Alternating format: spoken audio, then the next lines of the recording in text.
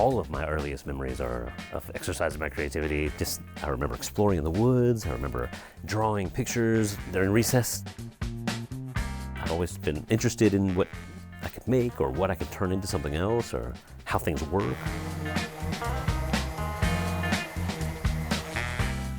In school, I would always be talking to the art teacher and really kind of like exploring the medium that they had available. I think all kids have that spark, and it's just a matter of what direction they point it, you know? So my mother was an artist, my dad was an artist. I've always felt that it's a part of who I am. I make a little bit of everything. Commercial art that's pretty for a hotel or a hospital, and then my own kind of art that I like to think of as like whimsical horror.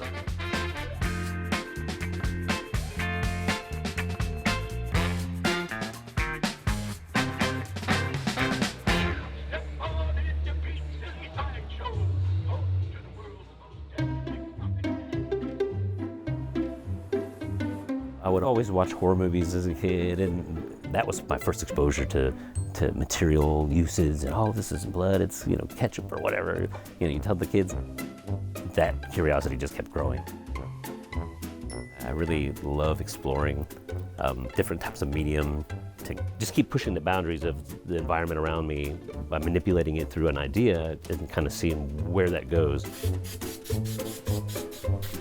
He's one of the most inventive explorers of material. He's pretty fearless about touching a material and figuring out what it could do, especially what it's not intended to do. Sometimes I'll see something that somebody did, and I'm like, I bet I can figure out how to do that. And I'll make my own way just to like reverse engineer so that I know how to do it and like unravel the mystery. I just kind of experiment all the time, and then you start to stumble upon the new way of using material, you know? And I love that, and I collect those kind of ideas, like those techniques. This can do that, but it also can do this under these conditions, almost like a science experiment. This was like a real frame that I then adorned with things and sculpted little parts on there and put little objects. And if I do a glycerin bath, which is that bucket in the sink, and I squirt it in there and I knead it under the water, then it causes it to accelerate the cure, so then I can use it like a putty. I think that he's a tinkerer. You know, first and foremost, the man tinkers. And when you get an artist who tinkers, you're gonna end up with something wild and imaginative. But he pulls you into his playhouse. He pulls you into his creativity. Isn't that fun?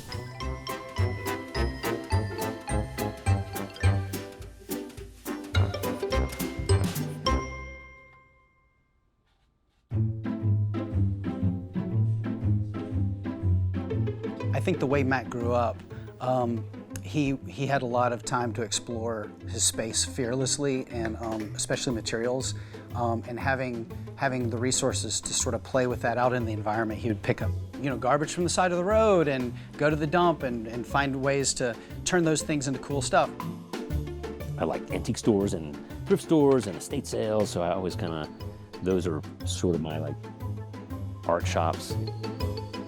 It's like trying to find a place for something once forgotten, you know, like, oh, this is like by the wayside, or I dug this out of the dump or whatever, and now I've given it a new life. All of his stuff is a little creepy, but it's so fun.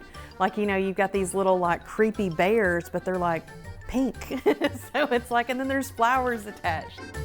You have this duality of just this object, and then you like have this energy sometimes that they, like if it's an antique doll and it's like got a creepy lazy eye or something, you know, it's instantly like is nightmare fuel. But then at one point that was something that was so adored and loved by like a child. So that idea I kind of like. There's so much duality in our world and many different things, and that repulsion, push and pull, attraction and repulsion permeates my work and me. Matt's work uses attraction and repulsion to really great effect. He's able to bring you in with really cool and interesting and even cute textures and colors, but the closer you get, you realize that there's these things inside. You do get challenged by his work. It is making you think. It is definitely outside the box, and if you take the time to look at it, you're gonna get a different side of, you know, his self and a different sense of art.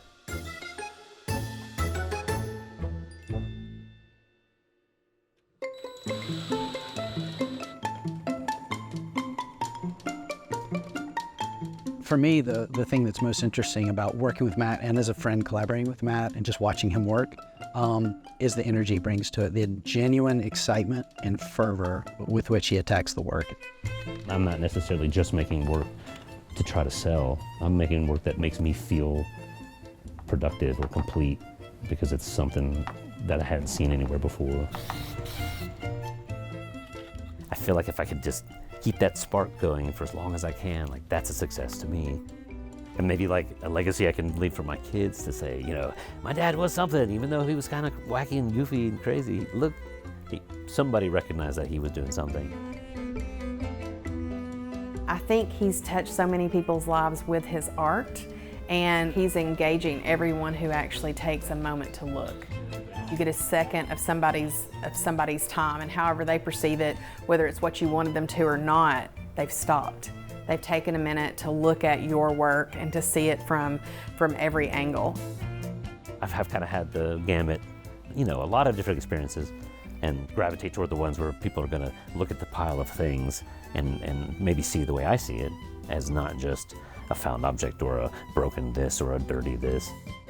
I don't really pigeonhole people into like, this is what this is, and if you don't see that, then you just don't know art, you know? I feel like that's folly. So yeah, I don't know. It's not a failure if people don't get it, or they don't, even if they don't like it. Like, it's okay, it's okay. Someone else will love it, and that'll kind of like even the score.